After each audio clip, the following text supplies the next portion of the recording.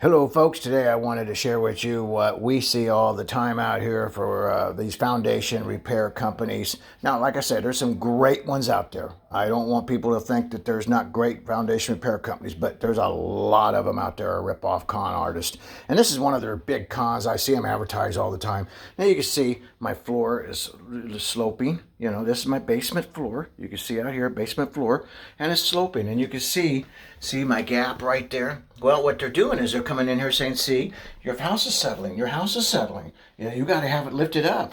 Well, the fact of the matter is, this is non-structural. Your basement floor is just a concrete slab laying on the gravel dirt. It has nothing to do with holding up your home.